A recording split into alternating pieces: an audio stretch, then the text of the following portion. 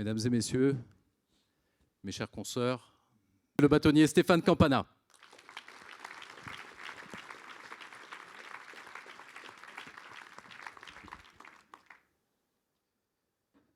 Et ceux qui composeront le tribunal, Madame le bâtonnier Valérie Grimaud.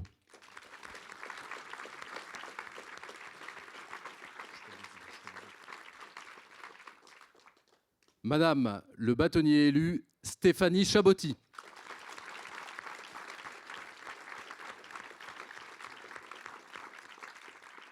Monsieur le bâtonnier Claude Michel.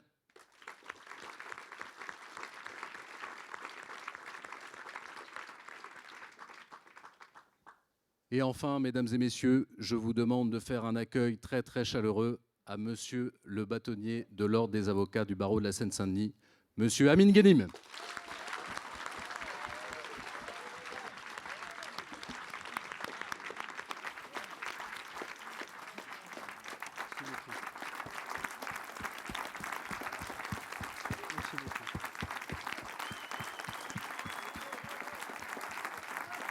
Merci.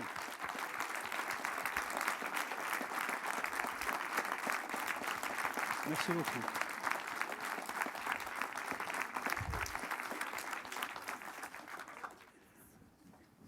Merci beaucoup, mes chers confrères, chers amis, mesdames et messieurs. J'ai l'honneur de déclarer ouverte l'édition 2022 de la rentrée solennelle de notre barreau et je vous demande d'accueillir notre invité d'honneur, M. Henri Leclerc, et je vous demande de l'applaudir chaleureusement.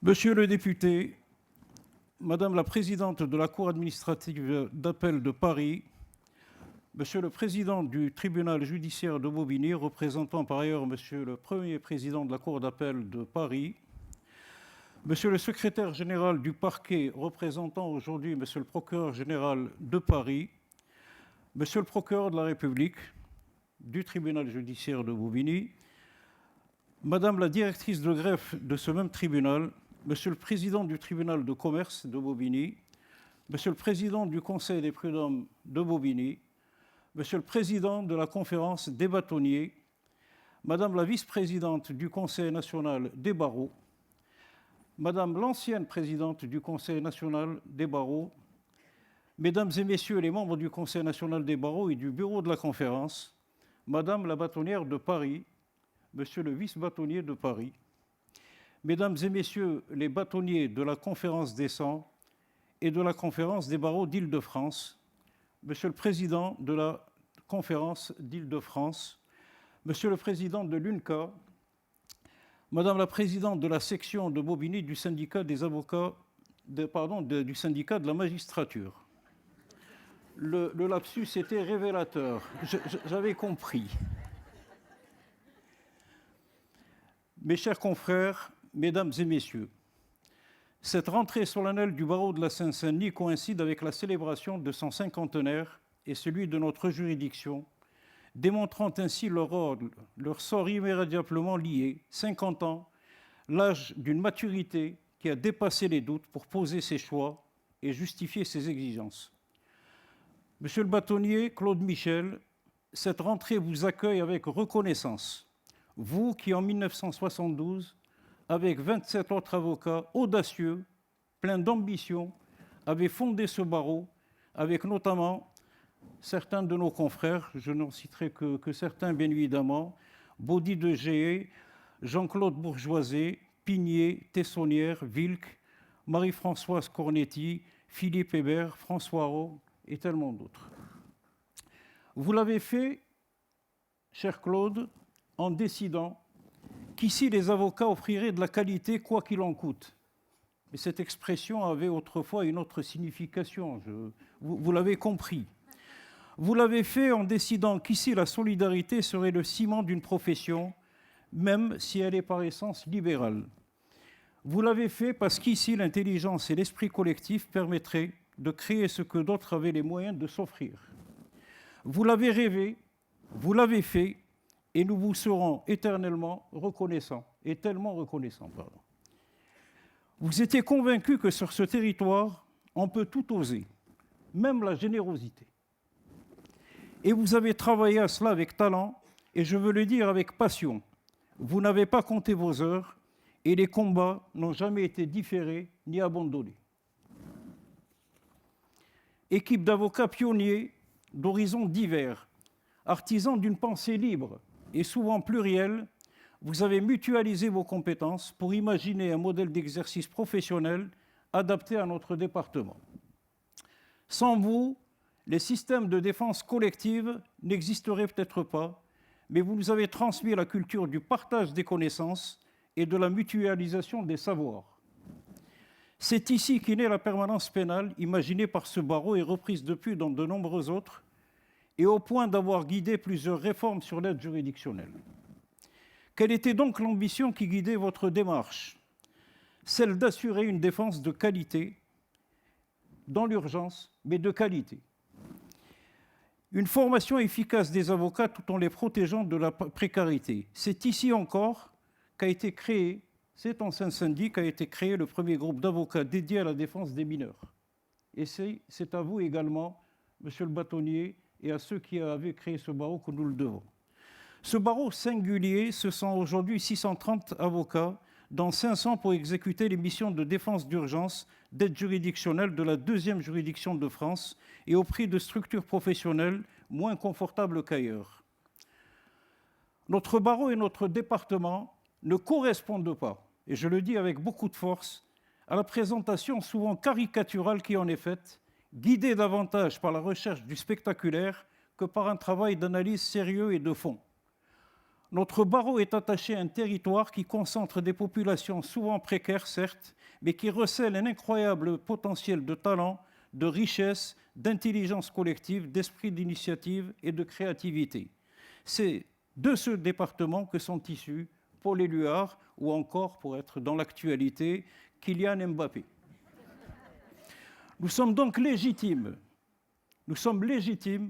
à réclamer que notre juridiction et que notre département fassent l'objet d'une attention particulière de la part des pouvoirs publics. Les caractéristiques sociales et économiques de notre département, l'ampleur et la complexité des contentieux traités par notre juridiction le justifient pleinement. Beaucoup d'élus de notre département, et notamment monsieur le député Stéphane Peu, dont je salue la présence parmi nous, mènent depuis de nombreuses années un combat en ce sens.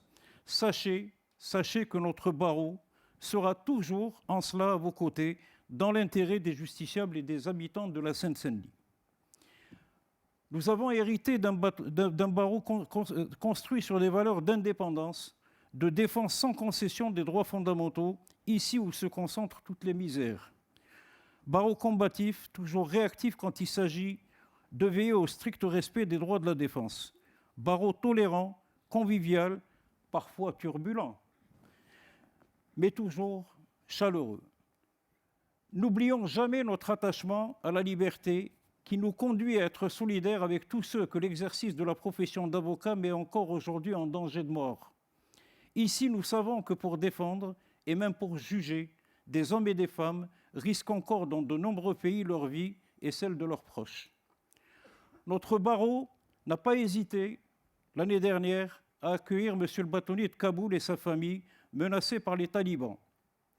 Cela avec l'aide de la mairie de Bobigny, dont il faut saluer le maire et ses équipes, et leur engagement et leur solidarité sans faille.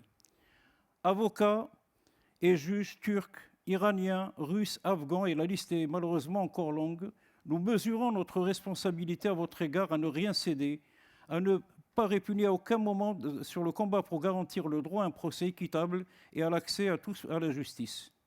C'est encore rempli des valeurs de votre héritage que nous sommes aux côtés de notre juridiction, des magistrats et des greffiers, pour dénoncer des conditions de travail souvent inadmissibles.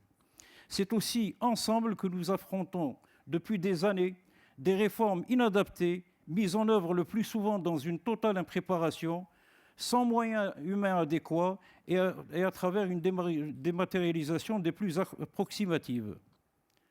Notre barreau est toujours resté attentif et respectueux de l'échange avec tous ceux qui concourent quotidiennement au fonctionnement de notre juridiction, magistrats, greffiers et autres intervenants.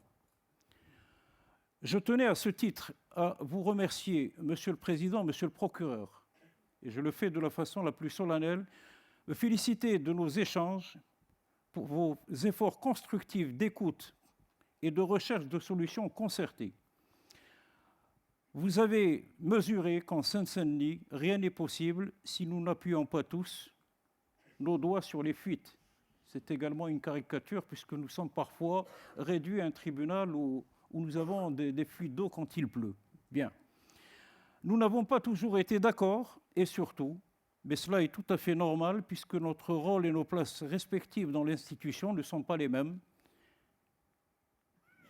Mais attention, chers confrères, notre héritage est fragile et il convient de le préserver précieusement. Il faut continuer de nous investir dans les commissions ordinales, être exigeants dans nos savoirs, partageurs de nos talents et consacrer du temps à notre maison commune, à savoir notre ordre. Rien n'est jamais acquis et les temps que nous traversons nous montrent que la justice à laquelle nous sommes si attachés souffre et nous souffrons avec elle. Notre modèle a 50 ans, nous devons continuer à le faire évoluer si nous voulons nous inscrire dans les pas progressistes des pères fondateurs de ce barreau. Notre métier change, les conditions dans lesquelles nous l'exerçons doivent être repensées pour répondre aux besoins de droit et de justice des habitants de ce territoire, tout en assurant le dynamisme et le développement de nos structures professionnelles, mais dans le strict respect de notre déontologie et de nos valeurs essentielles. La tâche est exaltante et nous célébrons ces 50 années de notre barreau avec à la fois un sentiment de fierté, d'espoir, mais aussi conscient des difficultés que nous devons et que nous saurons affronter. Les temps sont difficiles. En plus de connaître le droit et de le maîtriser, l'avocat a une fonction essentielle dans la société qui le place au cœur de tous les enjeux démocratiques. Il est souvent le dernier rempart contre les injustices. Mes chers confrères, nos exercices sont difficiles, mais ne doivent jamais nous éloigner de nos valeurs d'humanité et de solidarité. Et je reprends le propos de notre illustre invité, M. Henri Leclerc, qui nous disait « S'il n'en reste qu'un, alors je serai celui-là ». Aussi, les avocats doivent-ils agir auprès des juges, gardiens des libertés individuelles, à maintenir l'axe d'une démocratie aboutie, sûre d'elle, qui ne s'interroge pas sur ses fondements. Les temps sont difficiles également, avec la banalisation des discours racistes, de haine et discriminatoires. Ils nous inquiètent, ils nous interpellent. Nous le voyons partout autour de nous et même en Europe, rien n'est acquis. Nous entendons aujourd'hui des propos indignes que nous n'aurions jamais cru entendre dans notre pays.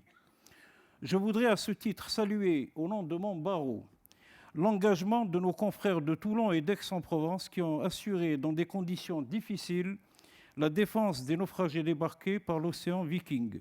Votre action et votre combat honorent notre profession tout entière. Oui, votre action et votre combat honorent notre profession entière. De la même façon, les avocats de Lille, de Boulogne et de Dunkerque ont mis en place un bus du droit pour assurer aux migrants réfugiés à Calais une permanence juridique de qualité. Je salue également leur action et j'appelle mon barreau, qui compte un nombre important d'avocats formés à la défense des droits des étrangers, à leur apporter toute l'aide et le soutien nécessaires. Oui, nous subissons des temps difficiles. Quand les juges en arrivent depuis une année à devoir avouer l'état de dénuement de l'institution judiciaire et reconnaître qu'ils n'arrivent plus à juger dans des conditions acceptables et respectueuses des droits des justiciables. On demande beaucoup à la justice, mais on lui donne peu. Un budget de la justice en hausse, nous dit-on, mais sans dire qu'il est essentiellement dédié à l'administration pénitentiaire et surtout qu'il reste en tout état de cause largement insuffisant. Des années d'indifférence et d'absence politique réelle des pouvoirs publics exigent aujourd'hui des efforts d'une autre dimension, autrement plus ambitieux, si l'on ne veut pas voir sombrer le navire. C'est un véritable plan d'urgence qu'il convient de mettre en œuvre. Des recrutements de juges, de greffiers stoppés durant des années, sans grand but à l'époque, pas même des concernés, cela impose de faire le constat tardif qu'il faudra des années avant d'augmenter les effectifs, eu égard à la nécessaire formation des nouveaux arrivants. Le rapport Sauvé, issu des États généraux de la justice, a été rendu il y a maintenant plusieurs mois. Cela ne vous a pas échappé. Il a l'avantage d'établir le constat partagé d'une institution en très grande souffrance et la nécessité de mettre en œuvre un plan d'urgence pour la justice lui permettant d'être à la hauteur des ambitions de notre pays et d'une démocratie. Nous attendons toujours de la part des pouvoirs publics ce plan espéré qui ne devra pas se limiter, encore une fois, à de simples annonces budgétaires. Pour l'instant, nous n'avons que promesses et paroles, les mêmes depuis des décennies. Les réformes qui devaient être annoncées le 30 novembre dernier ne le seront finalement qu'au courant du mois de janvier, en raison, nous dit-on, de priorités dans l'agenda du gouvernement. C'est dire le peu d'intérêt que suscite le service public de la justice, et on sait déjà dans quel état de délabrement est notre système de santé. L'effort, la détermination et la loyauté des professionnels ne suffisent plus, les limites sont maintenant atteintes. Vous venez de l'indiquer vous-même, Monsieur le Président, Monsieur le Procureur, dans un courrier que vous avez adressé cette semaine à Monsieur le Premier Président de la Cour d'appel de Paris, dont la presse s'est largement fait écho et au terme duquel vous appelez à prendre des mesures urgentes pour assurer un fonctionnement de notre juridiction. La prolifération de réformes ne cesse d'éloigner juges et greffiers du sens de leur mission, les justiciables de la justice et les avocats des tribunaux, mais sans jamais apporter les améliorations espérées. Réformes d'ailleurs rarement abouties, approximatives, nécessitant souvent des décrets correctifs. Les décrets Magendie devaient permettre de réguler les procédures d'appel et de réduire les délais. C'est en tout cas l'ambition qui était affichée. Non seulement ces dispositions n'ont jamais permis de réduire les délais de procédure, mais davantage, ils ont été amplifiés dans des proportions jamais atteintes, augmentant le taux de sinistralité des avocats et dégradant leurs conditions de travail. Augmentation de la sinistralité d'abord et avant tout, bien évidemment, au détriment des justiciables. Aujourd'hui, nous ne pouvons plus nous satisfaire de promesses incessantes. Ces décrets doivent être abrogés et sans contrepartie aucune. Dernière trouvaille, nous dit-on, les délais. Pour accélérer le travail judiciaire, il faut faire une réforme visant à une structuration des écritures des avocats. De surcroît, la chancellerie conditionne l'abrogation des décrets Magendie à la mise en œuvre de cette structuration des écritures. La vie serait bien évidemment plus simple et la justice tellement mieux rendue si les avocats écrivaient tous avec la même police, en respectant une structuration type mécanique, répétitive, y compris dans l'argumentation. Il y a quelques mois, souvenez-vous, la chancellerie avait même imaginé de nous imposer un nombre de caractères à ne pas dépasser. Pensée courte, expression rapide. En fait, ce qui est attendu de l'eau, c'est de présenter des PowerPoint. Eh bien non, nous devons rester maîtres de notre argumentation au nom de notre indépendance. Et puis l'audience. Quel moment d'ennui aux yeux de certains. Pour juger, quel besoin d'écouter le justiciable et encore moins son conseil. Il est loin le temps rapporté par encore vous, et c'est la raison, vous devez vous en douter, pour laquelle nous avons décidé de vous juger, Monsieur Leclerc, ce soir. C'est encore vous qui nous rappelez cette phrase magnifique d'une présidente du tribunal judiciaire de Paris et qui disait « J'ai appris que juger, c'est lire un dossier à travers un visage ». Voilà une expression absolument édifiante. Il va pourtant falloir continuer à nous écouter car nous ne tairons pas. L'audience est un temps incontournable, essentiel pour l'œuvre de justice et pour que l'humanité et la singularité d'un dossier s'expriment et permettent au juge de forger sa conviction. La grande majorité des magistrats partagent notre conviction et notre sentiment que l'audience est un moment sacré. C'est ce qui ressort très clairement du rapport élaboré par le Conseil national des barreaux lors de sa précédente mandature. Nous ne pouvons que dénoncer cette tendance à vouloir réduire le temps de l'audience pour des considérations uniquement de gestion de flux de dossiers, alors que nous plaidons déjà de moins en moins. De la même manière, tous les litiges ne sont pas solubles dans la médiation, même si notre profession a pleinement investi cet outil procédural. Notre barreau, dois-je le rappeler, a créé l'une des premières associations d'avocats médiateurs. Nous ne sommes absolument pas opposés au principe de la médiation. Ce que nous ne voulons pas, c'est qu'elle soit dénaturée et détournée de son objet et de sa finalité pour être utilisée comme instrument de gestion et de réduction des stocks. Oui, les temps sont difficiles. Il en aura fallu du temps et des cris pour qu'enfin des travaux d'envergure et d'extension de notre tribunal soient décidés. Nous ne pouvons bien évidemment que nous en réjouir. Et je vous remercie, Monsieur le Président, de nous avoir informés des différentes phases de ce projet et d'avoir été attentifs à la place indispensable que nous devons avoir au sein de cette future infrastructure. Vous avez soutenu notre revendication auprès de la chancellerie pour obtenir des locaux véritablement conformes aux missions que nous effectuons quotidiennement dans cet ouvrage rénové et nous avons été entendus. Soyez-en sincèrement remerciés. Les locaux pour les avocats, ce n'est pas seulement disposer d'un espace de détente et d'un bureau pour le bâtonnier. Notre barreau, tout comme beaucoup d'autres, assure quotidiennement une véritable mission de service public à travers de nombreuses permanences et consultations et que vous nous demandez vous-même, Monsieur le Président, Monsieur le Procureur de la République, parfois de développer et de renforcer compte tenu de la demande importante en droit dans notre département. Les avocats ne sont pas les occupants précaires des locaux dont nous disposons dans les tribunaux. Nous ne sommes pas nous sommes des partenaires de justice et nous considérons que nous avons toute notre place au sein de ces tribunaux. Et je vous indique très clairement qu'en tout cas, notre barreau refusera de régulariser une convention d'occupation précaire qui nous a été soumise et sans, de surcroît, aucune concertation préalable. Nous ne sommes pas des occupants précaires et nous ne signerons pas.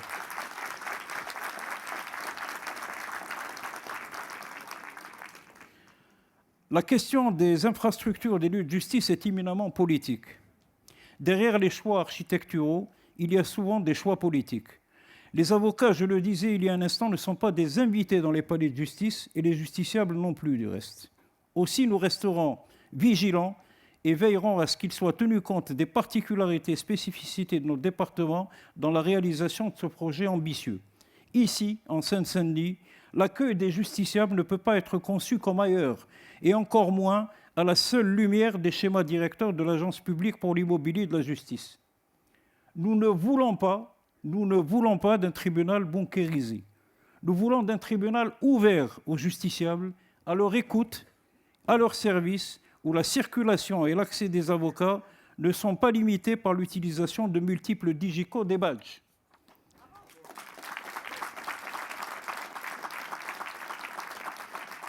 Nous voulons d'un tribunal à l'image de notre juridiction et à l'image de notre barreau. Nous voulons un tribunal au sein duquel les professionnels de la justice se parlent et s'entraident pour contribuer ensemble à l'œuvre de justice. C'est notre mission commune, c'est là l'ambition que nous devons partager. Le fonctionnement de la permanence pénale au quotidien en est la parfaite illustration. Sans cette concertation et ce dialogue au quotidien, son fonctionnement serait absolument impossible. Les juges doivent également sortir de la certitude de l'emprisonnement comme mode efficace de répression. M. Badinter l'a rappelé à plusieurs reprises. Quand allons-nous mettre fin à cette situation indigne dans laquelle se trouvent aujourd'hui nos prisons? Quand allons-nous nous battre ensemble pour que d'autres moyens soient mis en œuvre pour lutter contre la délinquance, en nous donnant à tous l'espoir d'un avenir meilleur, plutôt que ce partage d'un sentiment d'insécurité agité en permanence pour pousser aux répressifs inefficaces?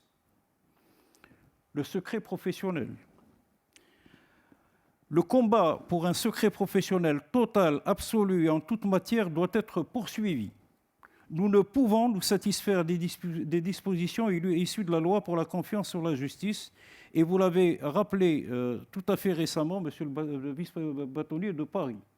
Ce combat doit être poursuivi. Nous continuerons à le mener, non pas pour des considérations corporatistes, mais dans l'intérêt des justiciables et d'une démocratie assumée. Nous célébrons les 50 années d'existence du barreau avec espoir et détermination. La prestation de nos talentueux secrétaires de la conférence que vous allez écouter dans un moment nous le suggère, nous y invite et nous l'impose. Nous exerçons une profession forte, faite d'espérance et d'ambition humaine partagée, de combat et de convergence d'idées, et nous devons garder une place incontournable dans les débats et enjeux démocratiques que traverse notre société. Souvent stigmatisé, mais toujours regardé, notre barreau a 50 ans aujourd'hui. Il est dans la force de l'âge, alliant solidarité, maturité et combativité. Nous pouvons en être fiers. Mes chers confrères, nos inquiétudes partagées doivent devenir notre force, car nous avons la chance de ne rien risquer à penser et à défendre librement. Merci.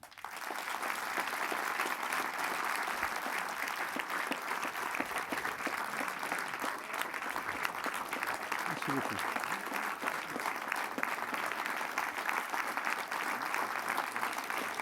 Merci.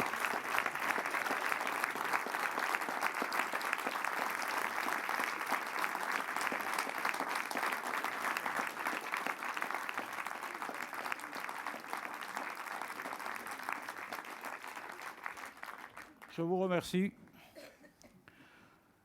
Quelques petits mots de remerciement. Remerciements aux anciens bâtonniers qui sont toujours présents, qui nous entourent de leur expérience et de leur soutien. Certains ne sont pas parmi nous aujourd'hui. Je pense à Jean-Claude Benamou, que nous aimons tous taquiner, qui nous manque ce soir. Et je pense également au bâtonnier Gabé, qui n'a pu être parmi nous aujourd'hui. Remerciements également vraiment et très sincères à tous les membres du Conseil de l'Ordre, à tous nos confrères pleinement investis dans les travaux de nos différentes commissions. Un grand merci également au personnel de l'Ordre. Je les remercie vraiment en toute sincérité.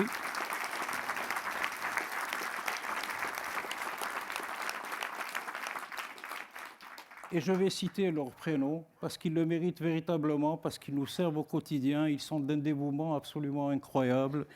Marie-Annick, Sandrine, Laetitia, Florence, Rosa, Nathalie, Stéphanie, Nicolas, Myriam, Alexis. Et puis, bien évidemment, notre précieux secrétaire général, il m'en fera d'ailleurs le reproche tout à l'heure, notre précieux secrétaire général, dont la compétence est absolument reconnue et qui est d'un dévouement absolument sans limite et qui est très attaché à notre barreau. Je le remercie en particulier.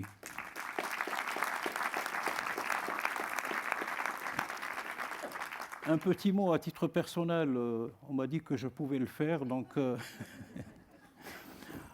pensée pour mon épouse qui est parmi nous, qui m'a soutenu. À ma fille Myriam, qui a donc tenu le cabinet pendant mes longues absences.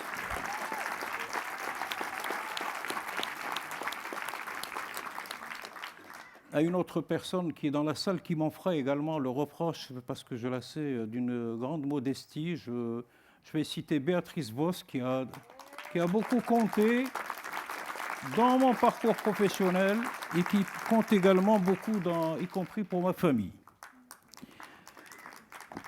Une pensée également pour mes camarades du SAF, parce que chez nous, même quand on est bâtonnier, on n'oublie pas ses convictions.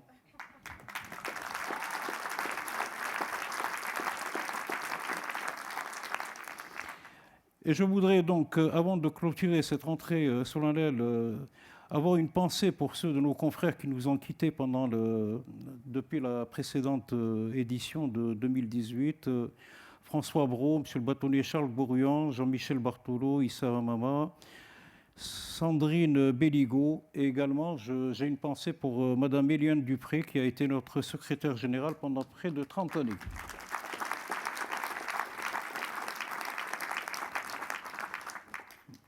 Nos pensées vont également à ceux de nos confrères qui, actuellement, en ce moment, luttent avec courage et dignité contre la maladie.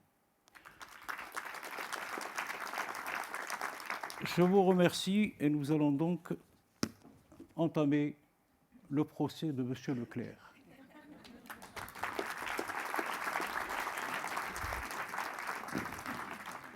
Monsieur le procureur de la République, vous avez la parole.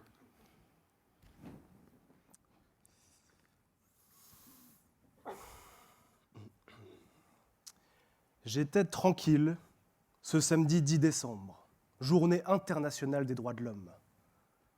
J'étais tranquille à profiter de ce jour de recueillement et de réflexion sur ce que sont les droits humains pour visionner un match de la Coupe du Monde au Qatar. J'étais vraiment tranquille, prenant mon café devant une chaîne d'infos en continu, quand je vis un bandeau lumineux s'afficher. Alerte info, la France pointée du doigt pour employer des travailleurs sans papier sur les chantiers des JO 2024. Décidément, mon 10 décembre n'augurait rien de bon en matière de droits de l'homme. Deuxième info, et pas des moindres. Le Maroc est en demi-finale de la Coupe du Monde. Surprenant, mais moins grave. J'étais véritablement tranquille avant que le travail ne me rattrape. Mon audience du soir. Quelle idée de tenir une audience à Saint-Denis.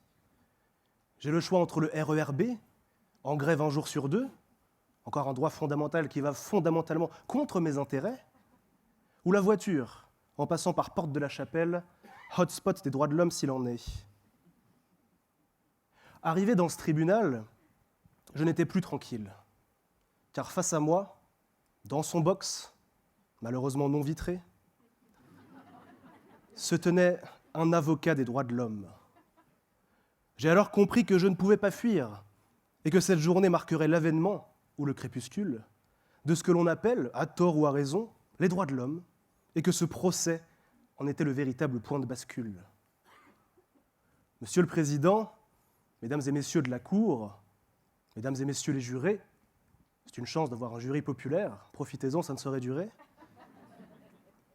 Mesdames et Messieurs de l'assistance, avocats pour la plupart, même si ça ne saute pas aux yeux. J'ai bien compris que le barreau avait 50 ans, pour autant je ne vois toujours pas de Rolex.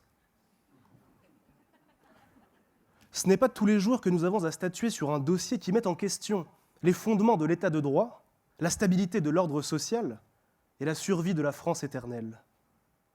Monsieur Leclerc, vous comparaissez aujourd'hui devant cette cour pour plusieurs infractions.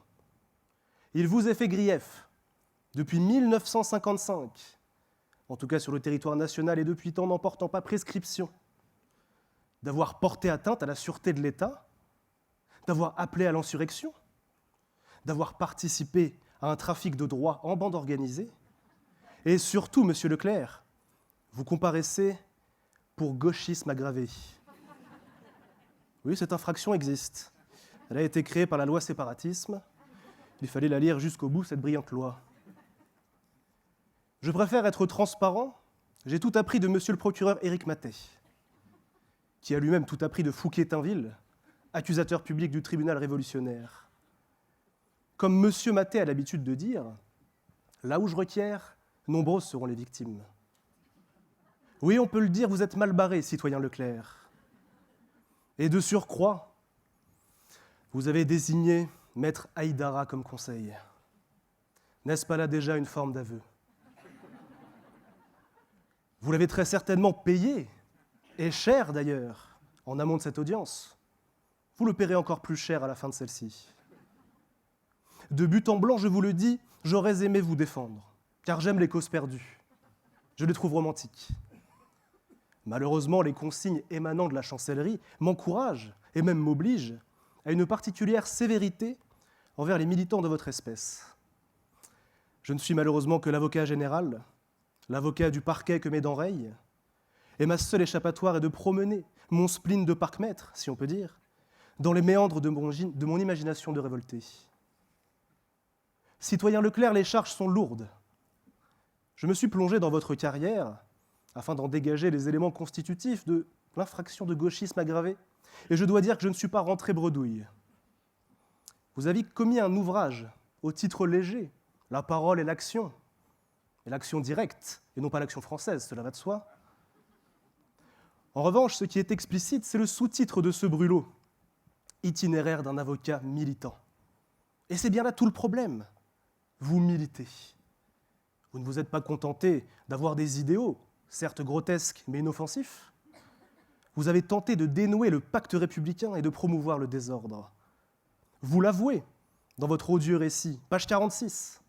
Vous évoquez votre propension phénoménale au désordre.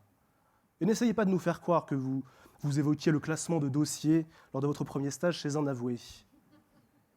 Vous l'avez compris, j'ai parcouru cet ouvrage, plus de 4 heures, et j'espère bien qu'elles me seront comptées sur mon temps de purgatoire.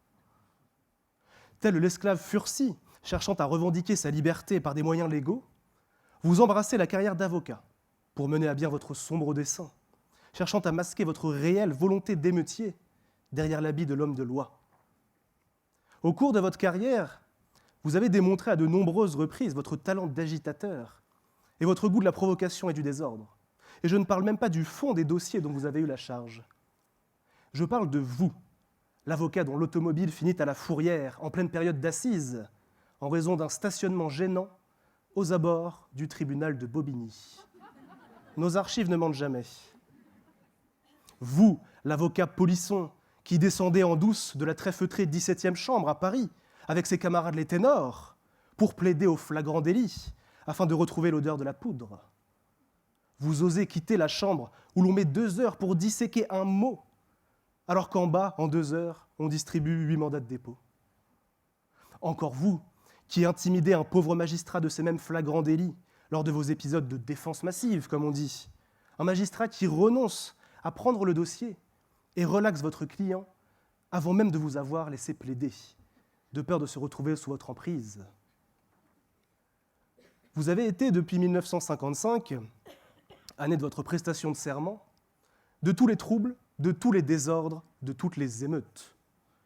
Du FLN jusqu'aux Gilets jaunes, les opportunités de faire trembler la République ont été nombreuses et vous n'avez pas boudé votre plaisir. Vous auriez pu rester dans le rang, citoyen Leclerc, mais vous vous êtes mis en tête que votre mission était d'entraver nos entraves aux droits et libertés. Votre confrère et ami, feu Jacques Vergès, qui a également en son temps comparu devant cette cour, disait de vous que vous étiez l'un des rares avocats qui avait véritablement compris ce qu'était la défense de rupture. Évidemment, entre trublions du barreau, entre militants, on se comprend, on échange, et la révolte de l'un alimente la révolte de l'autre, jusqu'à en venir à un point de rupture avec l'État. Qui retrouve-t-on dans la lutte des indépendantistes bretons ? Henri Leclerc. Dans les révoltes paysannes, Henri Leclerc.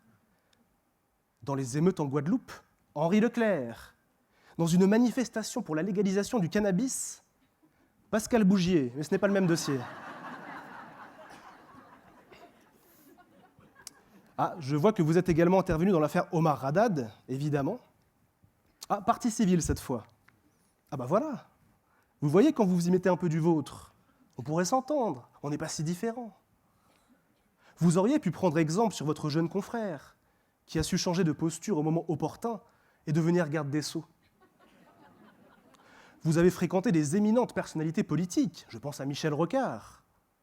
Vous auriez pu peut-être lui faire comprendre qu'étoffer votre page Wikipédia d'un onglet « Fonction ministérielle » n'était pas pour vous déplaire. Mais à trop vouloir vous prendre pour Élysée reclus, vous êtes devenu un simple reclus, bien loin du palais de l'Élysée. À vrai dire, vous êtes le Tamerlan du barreau, prêt à mettre à feu et à sang le territoire français pour faire prospérer votre cabinet tel votre Samarcande. Votre cabinet, justement, parlons-en. Je devrais même dire votre officine, votre boutique, ou même votre four. C'est en ces lieux que vous vous êtes rendu coupable de trafic de prestations juridiques de contrebande.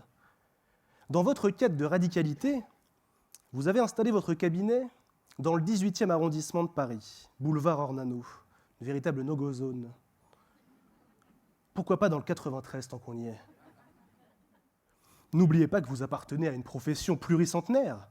Et voilà que vous vous prenez pour une sorte de Saint-Yves de Kermartin, se promenant dans les quartiers déshérités de la capitale pour refourguer vos prestations juridiques de contrebande. Comprenez bien que si j'avais été préfet de police en ces temps anciens, j'aurais pris un arrêté interdisant votre installation, arguant de l'atteinte à la salubrité publique et évidemment aux bonnes mœurs.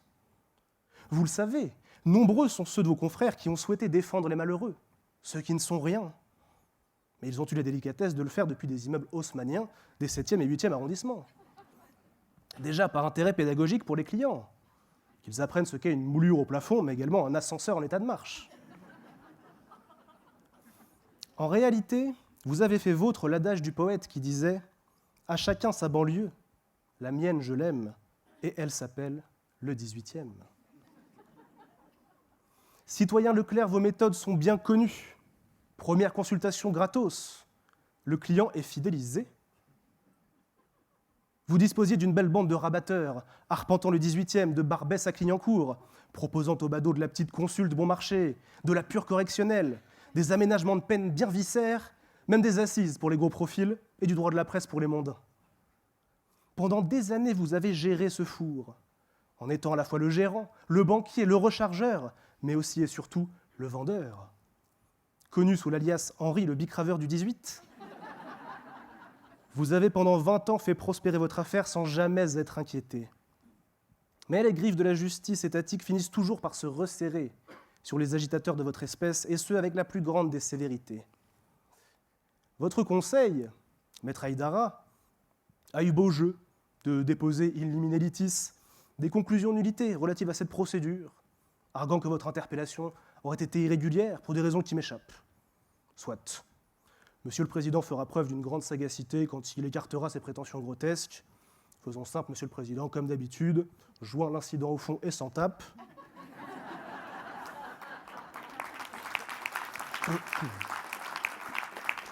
Nous sommes bien d'accord, nous ne sommes pas à la fac, nous ne sommes donc pas là pour faire du droit.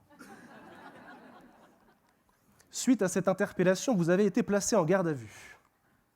Vous avez demandé à voir un avocat, à voir un médecin, à prévenir un proche, à prévenir un consulat, Cuba, semble-t-il, à consulter le dossier, à changer d'enquêteur, à avoir un repas chaud et à être vous voyez, et puis quoi encore? Vous avez décidément un problème avec l'autorité. Vous avez déclaré en garde à vue, après quelques heures à dégriser, toutes sortes de choses, tantôt inaudibles, tantôt farfelues. Je ne suis pas si gauchiste que ça, je suis rocardien, j'aime le golf et Michel Sardou, peu importe. L'enquête s'est poursuivie, malgré votre mauvaise volonté manifeste. Vous avez été présenté à vos nombreuses victimes, derrière une vitre sans teint. Magistrats, politiciens, citoyens en colère, tous ont été formels. Vous êtes bien le gauchiste qui les a fait tant souffrir.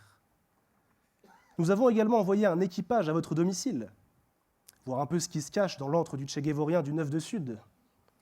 Car oui, nous savons que vous n'êtes pas un vrai Parisien, mais bien un banlieusard, fort et fier de l'être, qui a davantage fréquenté le RER que les folles nuits parisiennes. À l'occasion de cette perquisition, ont été saisis un 33 tours de Brassens, des billets pour la fête de l'UMA et un poster de Manu Chao. Rien d'incriminant en soi, mais cela permet de dresser un profil psychologique intéressant. Nous avons également, lors de cette garde à vue, extorqué naturellement votre code de déverrouillage de smartphone, comme la loi et désormais la Cour de cassation nous y encourage. 1803-1871. Autrement dit, le premier jour de la Commune de Paris. Vous êtes si prévisible, citoyen Leclerc. Mis à part quelques groupes Telegram complotistes, nous n'avons pas trouvé grand-chose. Quelques photos compromettantes, certes, et quelques messages tendancieux, échangés avec une personne répondant aux initiales AG. Antonio Gramsci, Antoine Griezmann, Amin Ghenim, ça n'est pas précisé. Et ce n'est pas tout, citoyen Leclerc. Pendant le pillage de votre téléphone, votre sonnerie, qui n'a cessé de retentir, au son de « Mais qu'est-ce qu'on attend pour foutre le feu, mais qu'est-ce ?» du groupe NTM, un petit groupe local, les gens connaissent. N'avez-vous pas honte? À la suite de cette mesure, vous avez été déféré devant mon auguste personne. Nous vous avons remis votre convocation pour comparaître ce soir et nous vous avons remis en liberté, avec un contrôle judiciaire strict, cela va de soi. Ne pas manifester, ne pas fréquenter le 20e arrondissement ou même Montreuil, ces Mordor où le gauchisme prospère. Figurez-vous qu'après vous avoir remis en liberté, je vous ai suivi, car je prends mon rôle de surveillance globale très au sérieux. Vous avez été aperçu dans la même journée déjeunant avec une personnalité particulièrement problématique. Monsieur le greffier, pouvez-vous mettre à l'écran la pièce numéro 93-240, je vous prie? Eh oui, il s'agit de monsieur le président de cette cour. Monsieur le président, ces images sont choquantes. Je suis navré de vous mettre à l'index devant cette foule agitée qui réclame des comptes, sinon des têtes, mais vous ne m'avez pas laissé le choix. Vous êtes compromis dans cette affaire, citoyen Guénim. Si vous n'êtes pas mis en cause pour complicité aujourd'hui, c'est simplement parce que vous avez le bras long, que vous êtes connu comme le loup blanc dans le 93. Simplement, je vous dis ça sous la foi du palais. Vous devriez revoir vos fréquentations et côtoyer des personnalités moins clivantes, à l'image du charmant greffier Benoît Jouteux. Il est temps pour vous, citoyen Leclerc, de prendre un peu de recul sur votre carrière. Vous n'êtes pas un cas désespéré. Une prise de conscience est toujours possible, afin de purger ce mal qui vous ronge et qui vous soumet au désir irrépressible de défendre les droits et les libertés publiques. Je vais éclairer votre lanterne, c'est gratuit. Apparemment, vous n'êtes pas au courant. La France est la patrie des droits de l'homme. Alors pourquoi s'embarrasser d'un système de normes contraignantes, puisque la France détient déjà cette appellation suprême? Pourquoi jouer une compétition alors que nous avons déjà le titre? Tout ça n'est pas très clair, citoyen Leclerc. Et puis les droits de l'homme. Citoyen Leclerc, franchement, nous sommes en 2022. Les droits de l'homme, c'est du passé. Aujourd'hui, la question ne se pose plus. L'homme jouit de la liberté d'aller et venir, sous réserve qu'il soit muni de l'attestation adéquate. Il a le droit de manifester, encadré par des fonctionnaires de police, sous réserve d'un parcours et de slogans adéquats. Le droit d'exprimer ses convictions, même religieuses, sous réserve que ce soit dans le cadre inostensible et républicain approprié. Même le droit de travailler, sous réserve d'avoir la nationalité adéquate. Et enfin, nous avons le droit de vote, sous réserve d'en user pour faire le vote barrage adéquat. Les droits de l'homme, c'est donc ringard, déjà, mais surtout subversif. Vous avez tenté de faire prospérer cette idéologie mortifère auprès de nombreuses organisations au pédigré inquiétant. La Ligue des droits de l'homme, que vous avez présidée de nombreuses années d'une main de fer, mais aussi et surtout la conférence du stage du barreau de Paris, cette mafia aux méfaits notoires et aux frasques légendaires. C'est via ces instruments diaboliques que vous avez appelé à l'émeute, à l'insurrection. Et c'est notre jeunesse qui paye le prix fort de vos discours gauchisants appelant à la révolte.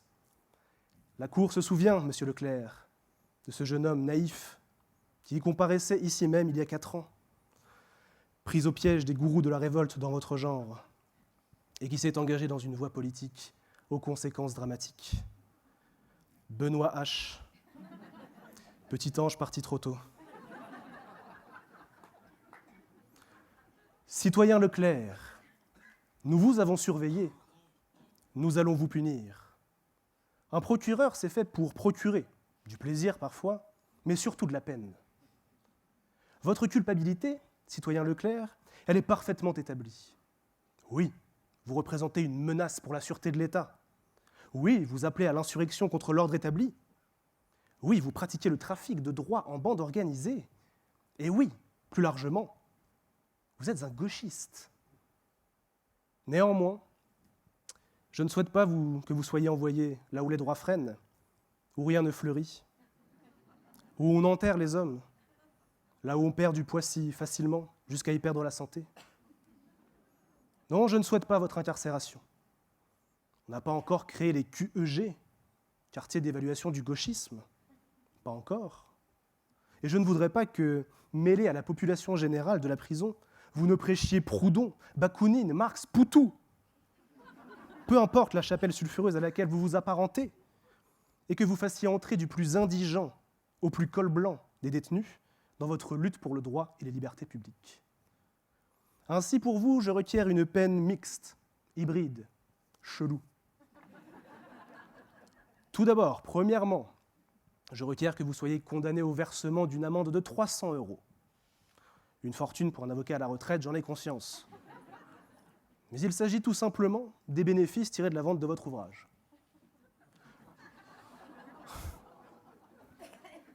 Deuxièmement, sachez, citoyen Leclerc, que j'ai la conviction que vous auriez pu faire une magnifique carrière en choisissant de défendre les patrons du CAC 40, les grandes fortunes de ce pays, nos valeureux capitaines d'industrie.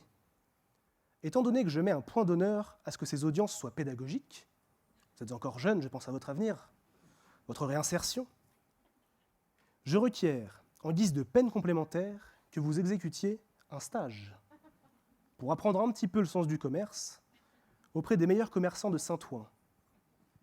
Je parle du marché aux puces, calmez-vous. Vous contacterez le SPIP, il vous trouvera peut-être quelque chose aux environs 2028.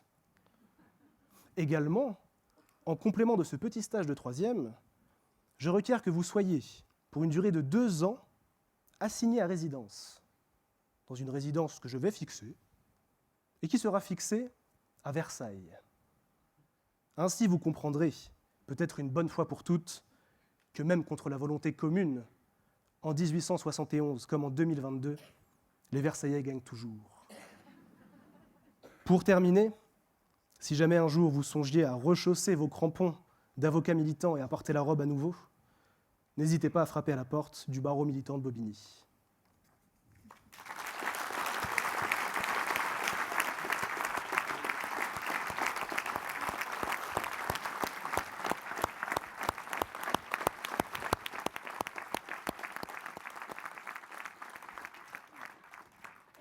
La parole est à la Défense.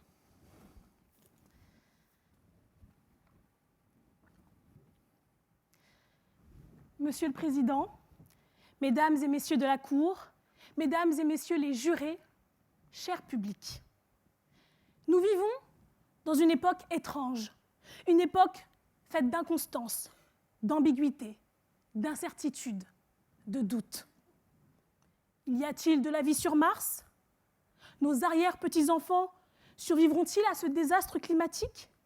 La France va-t-elle fumer l'Angleterre ce soir et de nouveau ramener la coupe à la maison ?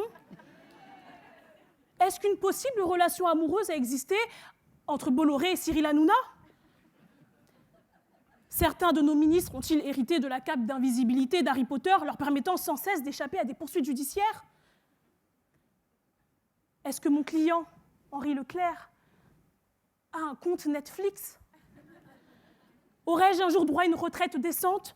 Le buffet de ce soir, entièrement financé à l'aide de nos cotisations, sera-t-il à la hauteur ? Est-ce qu'un quelconque lien de parenté existe entre Julien Doré et Monsieur le procureur ?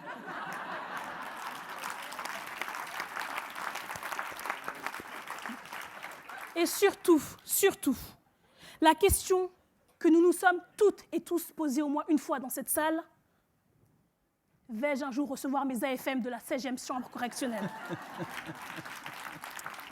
Un monde donc regorgeant de questionnements et d'incertitudes. Mais s'il y a bien un élément, mesdames et messieurs les jurés, un seul qui ne fait pas le moindre doute, bien que celui-ci profite à l'accusé, c'est qu'à la fin de ma plaidoirie, vous acquitterez mon client. À titre liminaire et pour la parfaite information de la Cour, je tiens à souligner la récurrence des accusés qui ont successivement comparu devant ce tribunal au gré des différentes rentrées solennelles. Benoît Hamon, Gisèle Halimi, Jacques Verchès, Éric Dupond-Moretti, que des personnes se situant à gauche de l'échiquier politique. Enfin, presque. Coïncidence ? Je ne crois pas. Cela traduit une obsession manifeste du parquet. Et pourtant, vous n'êtes pas en reste, monsieur le procureur. Mais nous y reviendrons.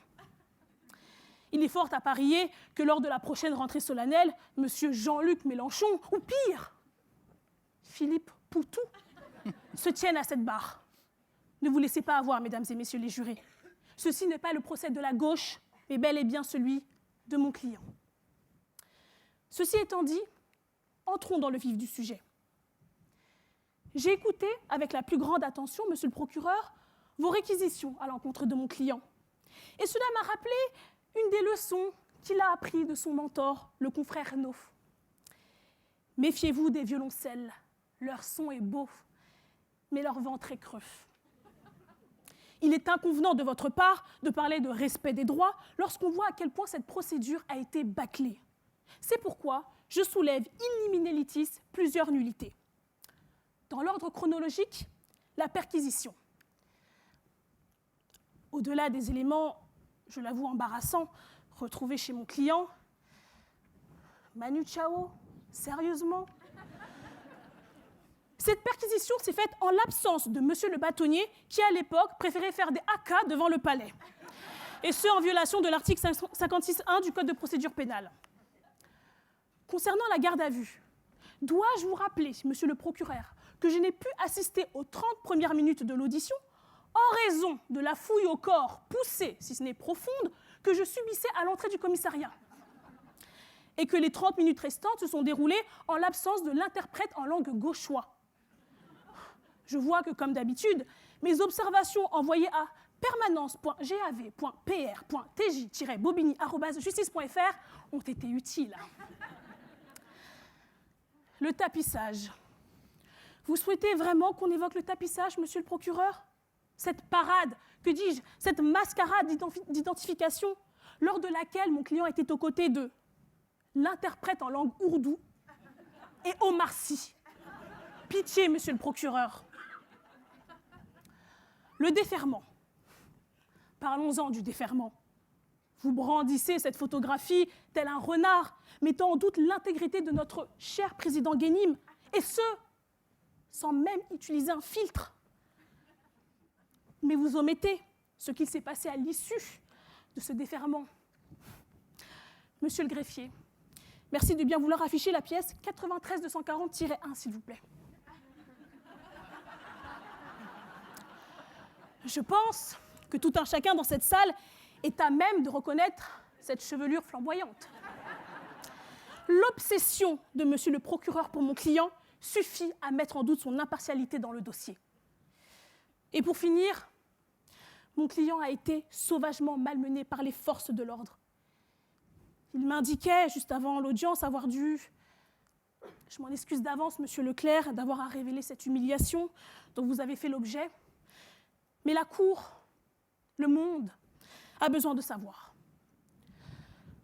Monsieur Leclerc a été contraint par vos agents, à la suite d'un soit transmis, de prendre la ligne 13. Les séquelles sur mon client seront irréversibles, à l'évidence. Et si par extraordinaire, toutes ces irrégularités de procédure pourtant manifestes ne permettaient pas de conclure à sa nullité, je vous prierai, mesdames et messieurs les jurés, de considérer que les infractions reprochées à mon client sont fausses, ou à tout le moins non caractérisées. Plusieurs méfaits sont reprochés à mon client, qui constitueraient, selon le parquet, l'infraction de gauchisme aggravé. Pour travailler ce dossier, j'ai suivi la stratégie appliquée par mon client lui-même lors de ses affaires, c'est-à-dire lire l'ensemble du dossier en posant au préalable non pas sa probable culpabilité, mais sa possible innocence. En somme, le travail qu'aurait dû faire le juge d'instruction. Reprenons-les un par un. Le cabinet Ornano, effectivement localisé entre Porte de Clignancourt et Barbès, n'était pas seulement, contrairement aux apparences, un lieu où défilaient locataires expulsés, débiteurs endettés, ouvriers licenciés, étrangers sans papier et innocents présumés. Non. C'était un haut lieu du capitalisme. Mon client a eu le génie de fixer le prix de la consultation à celui d'une consultation médicale, tout en sachant que d'année en année, l'accès aux soins en France augmenterait et qu'il finirait riche. Alors ça n'a pas fonctionné. Mais je rappelle qu'il s'agit d'une infraction intentionnelle et que cette dernière fait défaut. Sur la défense des indépendantistes algériens, si mon client s'est adonné à cette tâche, c'est parce qu'il est visionnaire. Il savait. Il savait qu'un jour, ce peuple serait partout et nulle part à la fois. Au paroxysme de sa force, tapi dans l'ombre, à l'affût de la moindre occasion, du moindre événement pour dégainer son arme fatale. Le drapeau algérien, accompagné de l'emblématique One, Two, Three, Viva l'Algérie, vous connaissez. Alors, ce n'est pas à cause de la guerre, des milliers de morts, des cérémonies de dévoilement, de la torture, du 17 octobre 61 et des conséquences encore palpables de l'empire colonial français sur les Algériens? Non. C'était pour le one, two, three. Quant à la défense des indépendantistes guadeloupéens, qui dénonçaient l'interdiction de leur langue maternelle, le créole, à l'école, l'absence d'enseignement de leur propre histoire de déportés dans les programmes scolaires, la vie chère, le chlordécone à l'origine d'un taux record de cancer de la prostate aux Antilles et la mainmise déloyale du marché de la part des arrières petits-enfants des maîtres esclavagistes, c'était pour les plages. Et les Guadeloupéennes, je puis vous l'assurer. Sur la lutte paysanne, c'était juste pour avoir des légumes bio. Attention, bio, mais pas bobo. Depuis son interpellation, il a respecté son contrôle judiciaire et s'est abstenu du 20e arrondissement, du quinoa et de la pratique du vélo. Sur le stationnement gênant aux alentours du palais de Bobigny, il aurait été honnête, monsieur le procureur, de préciser que mon client avait fait sa demande de carte de parking auprès de Michael Ier, l'ancêtre de notre Michael, au siècle dernier, et qu'il est toujours en attente. Mesdames et messieurs de la Cour, soyons cohérents. Le summum du gauchisme, c'est tout de même le Parti communiste français. Et si mon client y a adhéré quelque temps, c'est vrai, il a vite fui. Même le PSU, dans lequel il a longtemps milité, il a fini par s'en retirer. Je le cite. « Il me fallut me rendre à l'évidence. Je n'avais jamais réellement eu d'appétit pour le pouvoir, préférant en combattre les excès. Aussi, j'abandonnais définitivement le parti. » Et j'aimerais aujourd'hui mettre en lumière les exploits cachés de mon client, loin du gauchisme qu'on lui reproche. Il a été avocat d'assurance, a plaidé dans des affaires de fraude fiscale, de délit d'initié avec le fondateur de la FNAC, on ne peut pas faire plus capitaliste, des affaires d'expropriation, du côté des expropriés, mais quand même, il a même défendu des confrères et des consoeurs à la déontologie douteuse, loin d'être sans le sou. Et les Dominiques, de Villepin, Strauss-Kahn. Dois-je vous rappeler que Maître Leclerc a géré des affaires de divorce rue de Rennes dans le 6e, a passé près de 10 années de sa vie à faire ses armes dans un cabinet situé métro La Muette, en compagnie d'un homme foncièrement de droite, avant de s'installer avenue Kléber. Et vous osez le cataloguer de gauchiste, allant même jusqu'à critiquer le pouvoir sous Mitterrand. Et pour tout cela, jamais un mot, pas même une récompense. La vérité, mesdames et messieurs du tribunal, c'est que mon client, durant toutes ces années, était un indique pour le compte de l'État français. Oui, oui, oui. Au sein du SAF, où il a longtemps milité, il a même gagné le surnom de Henri Lapouki, à l'origine du célèbre poème intitulé « Stop Henri Lapouki, stop Henri Lapouki dans le SAF ».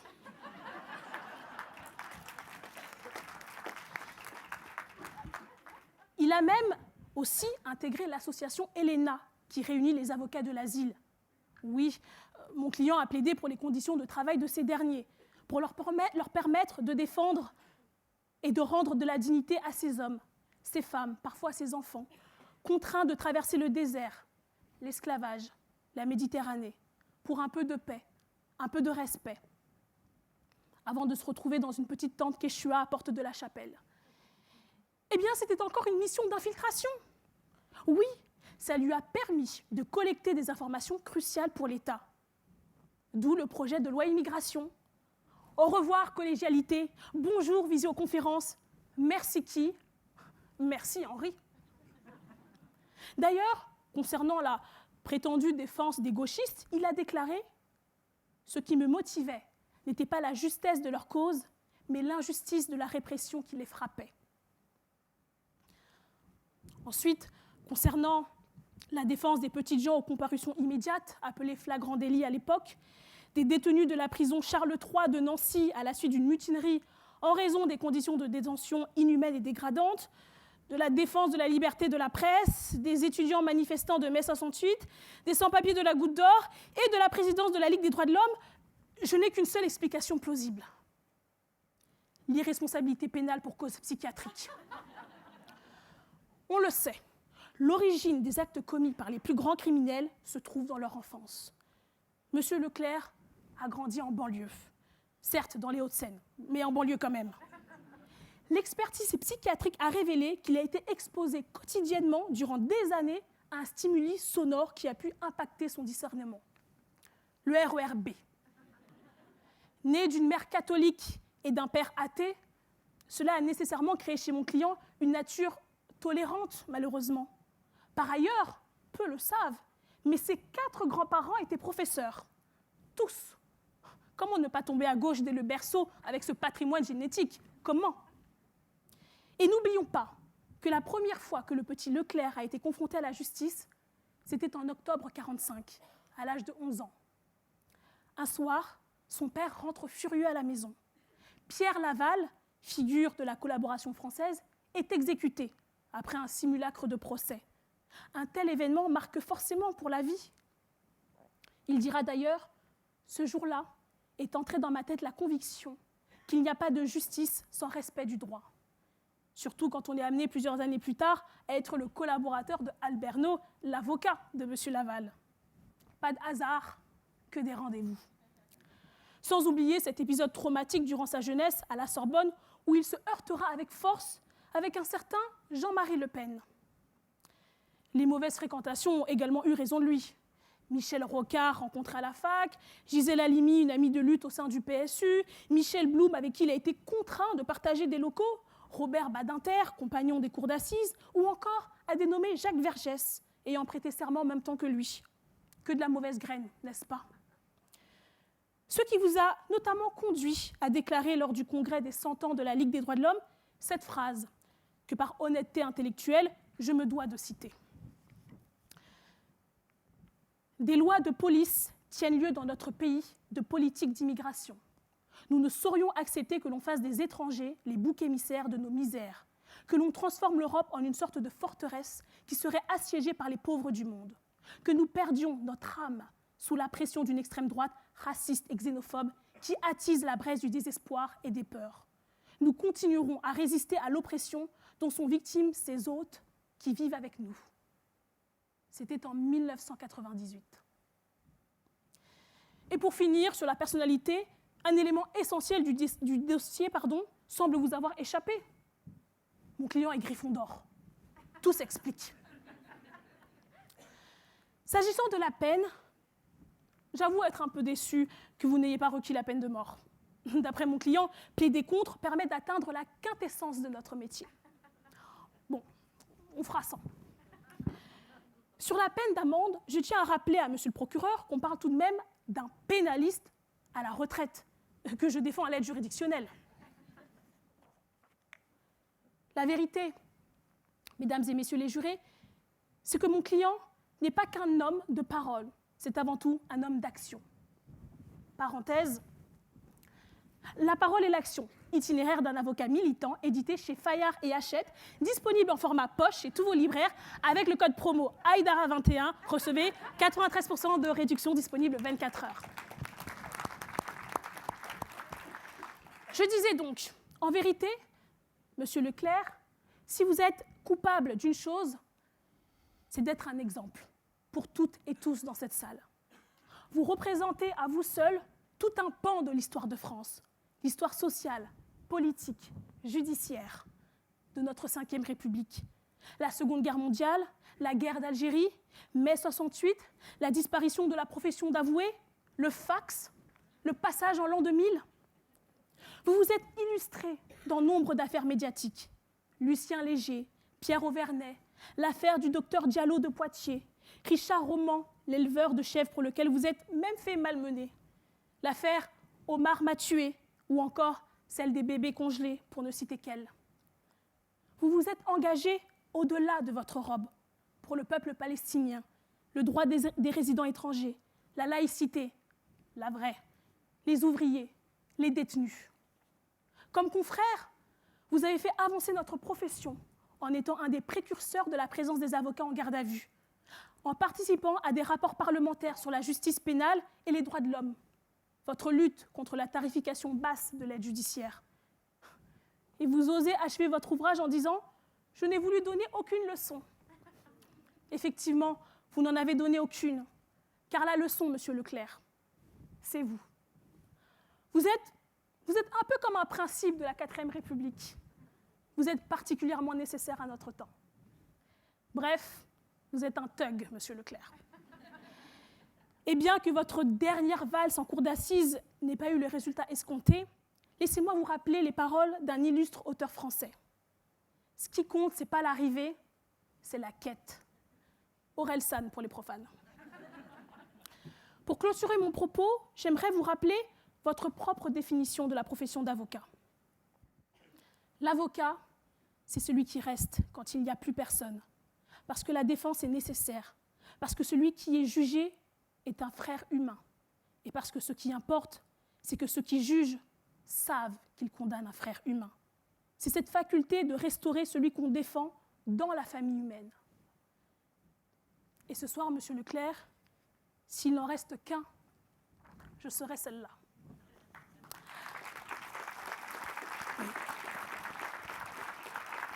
Car aujourd'hui, alors que vous prenez la place de celles et ceux que vous avez défendus toute votre vie, j'emprunte la vôtre avec humilité.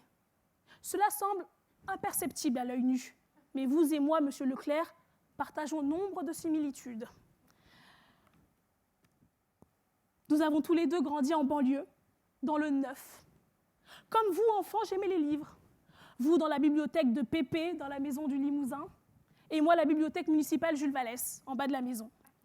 Tout comme vous, et je reprends là vos mots, j'ai été à la Sorbonne, mais j'ai passé plus de temps à la boulangerie en face du Panthéon qu'en amphi.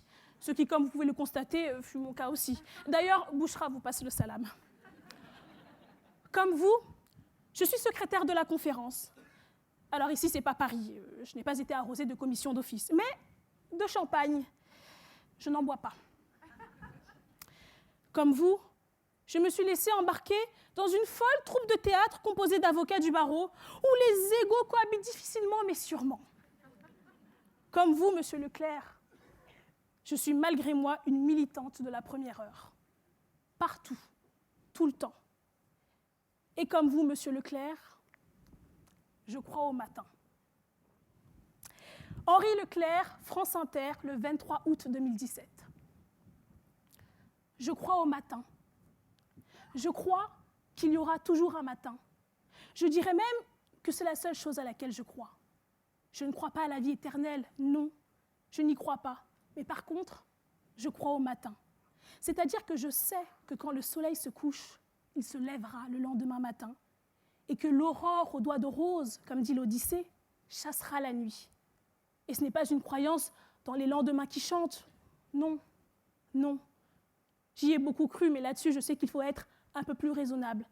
Mais je crois qu'il y aura toujours un matin, et que le matin, la lumière arrive, et que donc, il y a un espoir. Il y a quelque chose qui peut se passer au matin, quelque chose de nouveau. Et si on a cette idée-là de la justice qui est absolument nécessaire, je pense qu'il est important de croire au matin et de ne pas croire que la nuit est définitive. Ce soir, monsieur Leclerc, vous êtes notre matin. Merci.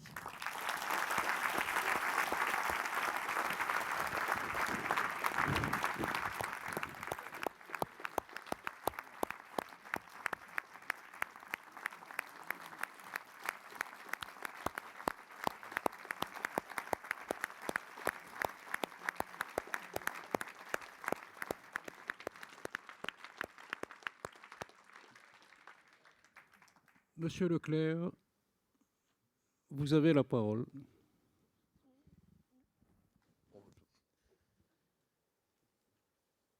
Monsieur le Président, Mesdames, Messieurs, nombreux qui êtes en train de me juger, je voudrais d'abord, puisque vous me donnez la parole le dernier, évoquer un souvenir qui me ramène à Bobigny.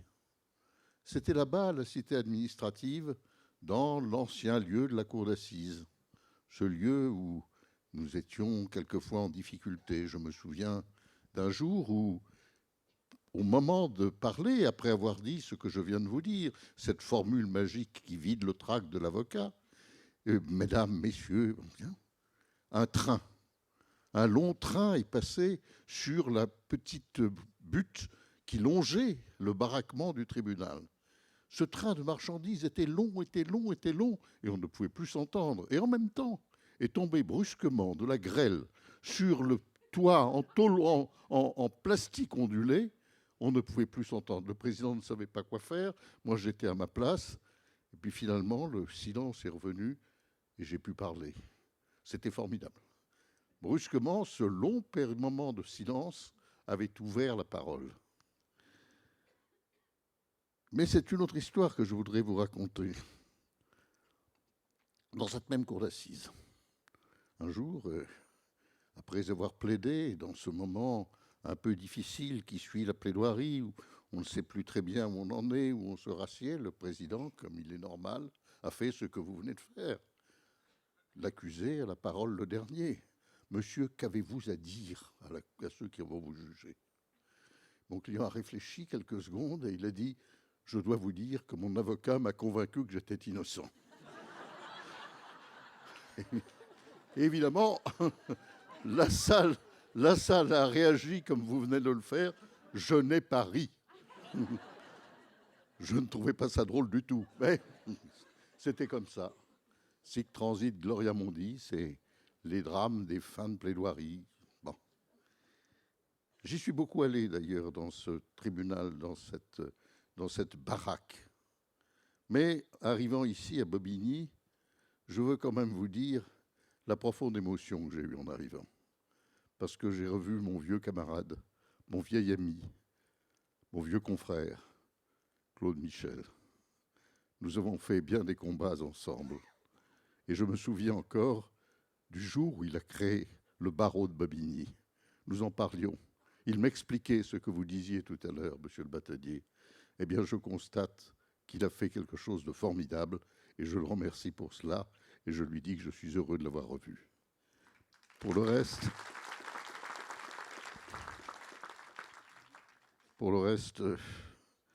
c'est très difficile de parler de soi. Après tout, qu'ai-je à vous dire? J'ai tout écrit. Bien ou mal, je l'ai écrit. Mais il faudrait quand même que je vous dise pourquoi. Certes, j'étais un avocat qui défendait les droits de l'homme, mais tous les avocats défendent les droits de l'homme. Certes, on dit la France est le pays des droits de l'homme, mais j'ai le plus grand respect pour ma patrie, pour ma nation. Ce n'est pas le pays des droits de l'homme. C'est le pays de la Déclaration des droits de l'homme. Et ça, c'est important. C'est important parce que la Déclaration des droits de l'homme, ce n'est pas rien. Je voudrais que ce soir, en rentrant chez vous, chacun d'entre vous, un instant comme ça, vous savez, au moment où on tourne un peu sur l'ordinateur, on lit les messages de la journée, on met de côté ceux qu'on doit lire le lendemain, on efface les autres, et puis on regarde s'il y a une nouvelle quelconque qu'on voudrait avoir. Un instant, vous tapez Déclaration des droits de l'homme de 1789, il faut être précis, et puis vous allez lire ce texte. Et vous allez lire ce texte qui, un jour, quand on le lit, révolutionne la vie. Ah, c'était difficile. C'était difficile le 4 août 1789, lorsque, après le 4 juin, où les États généraux s'étaient réunis au jeu de paume et avaient juré de donner à la France une constitution, devenir une assemblée de représentants, donner une constitution, il fallait faire le texte qui allait inaugurer cette constitution nouvelle, des temps nouveaux qu'on avait tant attendus, qu'on avait tant chantés avant qu'ils ne viennent, et qui, pour certains, feront déchanter par la suite. Mais l'enthousiasme était grand. Alors, fallait-il faire une déclaration préalable? Bien sûr, un certain nombre s'y opposaient. Qu'est-ce que c'est que cette histoire de droits de l'homme? Et puis, il y en a un qui a été très malin, dénommé Camus, qui s'est levé et qui a dit « Mais non, il faut faire une déclaration des droits et des devoirs. » Des devoirs d'abord, a-t-il dit, puis après des droits et des devoirs. Ah, les devoirs. J'ai fait tellement de réunions dans ma vie sur les droits de l'homme que toujours, quand on fait un discours comme celui-là, il y a une main qui se lève à la fin et qui dit « Vous parlez des droits, mais vous ne parlez pas des devoirs. » Et l'assistance hoche la tête d'un air entendu « Ah ah, vous n'avez pas parlé des devoirs. » Alors, quand vous avez la chance d'avoir, c'est un peu difficile à trouver, mais on finit par le trouver aussi sur nos moyens modernes de communication, le grand débat qui s'est suivi, c'est extraordinaire. C'est extraordinaire parce que, bien entendu, tout ce qui était le clergé, la noblesse, la plupart d'entre eux, pas quelques-uns bien sûr, disaient non, il faut déclarer des devoirs, les devoirs envers Dieu, les devoirs envers le roi, les devoirs envers... Bon. Et les autres disaient non, il n'y a qu'à déclarer des droits, et les devoirs découleront des droits. Il y a eu un vote, difficile, malheureusement d'ailleurs. Il y a un homme qui est intervenu pour les devoirs, et qui après a été un des grands hommes de la Révolution, l'abbé Grégoire. C'est lui qui a permis que les Juifs accèdent à la citoyenneté en 1791.